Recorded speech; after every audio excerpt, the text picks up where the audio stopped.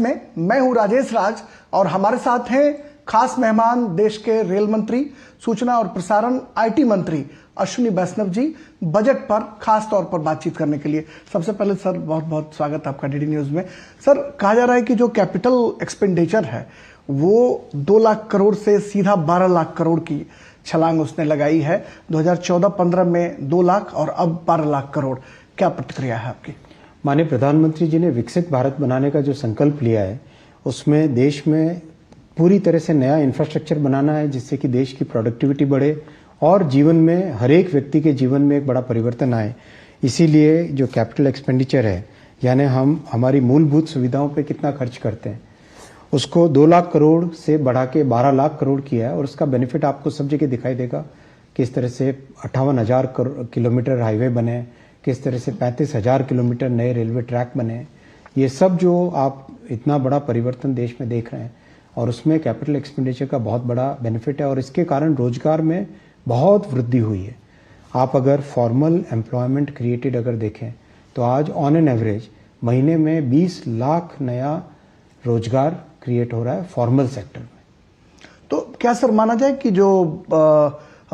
जो विकसित भारत का सपना है प्रधानमंत्री का, उसमें ये जो रिफॉर्म एक्सप्रेस की बात कही जा रही है उसमें ये बजट कितना मील का पत्थर साबित होगा? आज का बजट युवा शक्ति को समर्पित है, नारी शक्ति को समर्पित है और कर्तव्य की भावना से प्रेरित है और विकसित भारत की एक मजबूत नींव, विकसित भारत के लिए एक रोड मैप इस बजट में रिफॉर्म्स एक्सप्रेस के माध्यम से माननीय प्रधानमंत्री जी, माननीय वित्त मंत्री जी ने पेश किया है और इसमें हर सेक्टर के बहुत बड़े नए रिफॉर्म्स लिए गए, जैसे इलेक्ट्रॉनिक्स मैन्युफैक्चरिंग हो, सेमीकंडक्टर हो, चाहे ऑरेंज इकोनॉमी हो, चाहे रेलवे हो, चाहे हाईवे हो, हर सेक्टर के लिए कई तरह के नए रिफॉर्म्स इस बजट में आज घोषणा की गई है।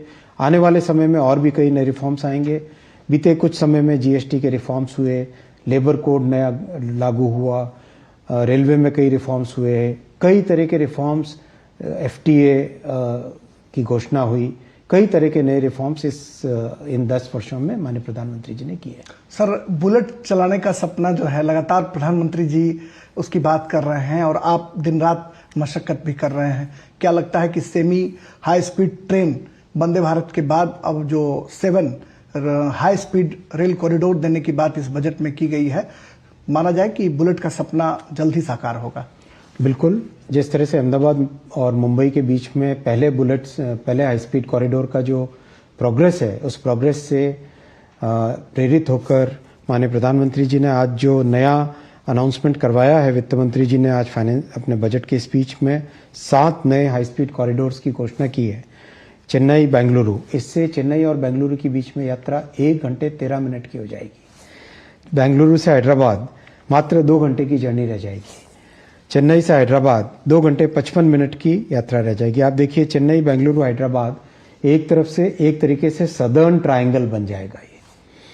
फिर मुंबई से पुणे मात्र 48 मिनट, पुणे से हैदराबाद 1 घंटे 55 मिनट। तो एक तरीके से मुंबई, पुणे, हैदराबाद अपने आप में एक बहुत बड़ा इकोनॉमिक कॉरिडोर बन जाएगा। दिल्ली से वाराणसी 3 घंटे 50 मिनट और वाराणसी से सिलीगुड़ी, जो कि बहुत ही प्राकृतिक सौंदर्य से भरपूर बिल्कुल क्षेत्र है, वो मात्र 2 घंटे 55 मिनट की जर्नी रह जाएगी। यानी पूरे नॉर्थ इंडिया में एक बहुत बड़ा इकोनॉमिक कॉरिडोर बन जाएगा वाराणसी से, दिल्ली से वाराणसी से सिलीगुड़ी तक का। ये करीब 4,000 किलोमीटर का है जिसमें कुल मिल करीब 16 लाख करोड़ रुपए का इन्वेस्टमेंट आएगा जी। और आज एक नया डेडिकेटेड फ्रेट कॉरिडोर की भी घोषणा हुई है, बंगाल से गुजरात को जोड़ने वाला। बंगाल में दांकुनी से उड़ीसा, छत्तीसगढ़, मध्य प्रदेश, महाराष्ट्र से होते हुआ गुजरात में आने वाला Dankuni Surat freight corridor, east west freight corridor, ये 2052 किलोमीटर का है। ये देश के लिए बहुत बड़ी आर्थिक ताकत बनेगा। तो ये माना जाए कि इस बजट से भारतीय रेल को बहुत मजबूती मिलने वाली है, बहुत बूस्ट मिलने वाला है। बिल्कुल।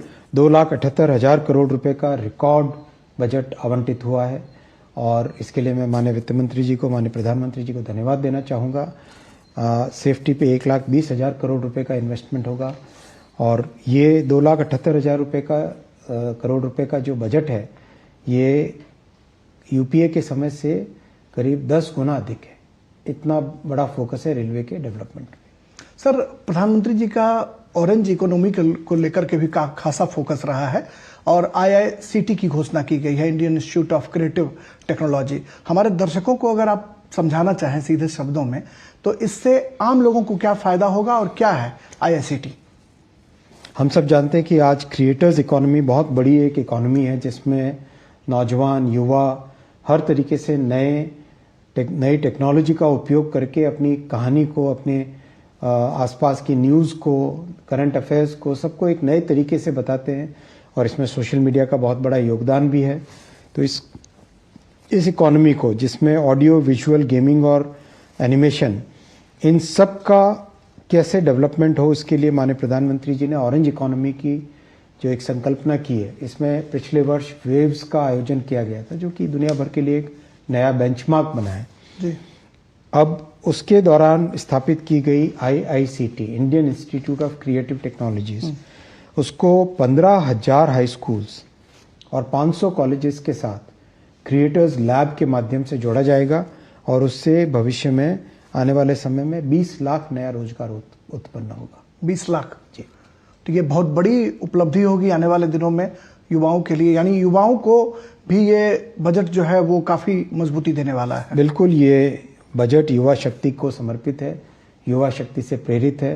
माननीय वित्त मंत्री जी ने रिकॉर्ड 9वीं बार बजट प्रस्तुत किया, तो ये नारी शक्ति का भी बहुत बड़ा एक उदाहरण है। बस एक आखिरी सवाल सर, कि आर्टिफिशियल इंटेलिजेंस को लेकर के बहुत जल्द आप सबमिट करने वाले हैं, भारत सबमिट कर रहा है और एक पैनल गठित करने की बात की गई है, उसका कितना बड़ा इम्पैक्ट होगा, उससे कितना फायदा होगा? AI का आज हमारे जीवन के हर क्षेत्र में उपयोग है और कैसे हम प्रोडक्टिविटी बढ़ाएं, कैसे अपने क्षमता को और बढ़ा सके टेक्नोलॉजी का उपयोग करके। इसीलिए AI के उपयोग का हर क्षेत्र में हो, एग्रीकल्चर में, फाइनेंस में, मैन्युफैक्चरिंग में, हेल्थ केयर में, एजुकेशन में, हर सेक्टर में कैसे इसका उपयोग हो, इसके लिए एक बड़ा प्रारूप तैयार किया जाएगा। भारत दुनिया का सबसे बड़ा AI समिट अभी होस्ट करने वाला है आगामी दिनों में, तो इसके साथ ही साथ देश में कैसे AI का उपयोग करके एक बड़ी छलांग लगी जाए। आज माननीय प्रधानमंत्री जी ने डेटा सेंटर के लिए भी बहुत बड़ा एक 20 साल का टैक्स हॉलिडे घोषणा की है, जिससे कि भारत डेटा सेंटर का सबसे बड़ा हब बन के उभरेगा आने वाले समय में। और IT सर्विसेज के लिए सेफ हार्बर और बहुत बड़ी टैक्स की सिंप्लीफिकेशन की घोषणा की है। इलेक्ट्रॉनिक्स मैन्युफैक्चरिंग के लिए 40,000 करोड़ रुपए का बजट आवंटित किया है। इलेक्ट्रॉनिक्स मैन्युफैक्चरिंग में आज करीब 25 लाख लोगों को रोजगार मिल रहा है। इस आज की घोषणा से और ये बढ़ेगा।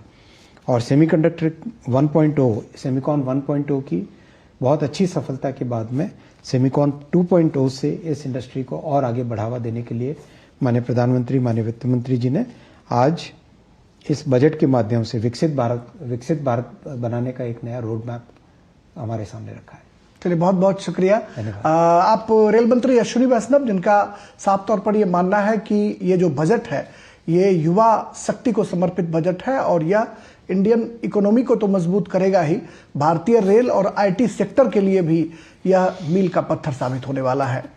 कैमरामैन योगेश के साथ राजेश राज, TD न्यूज़, दिल्ली।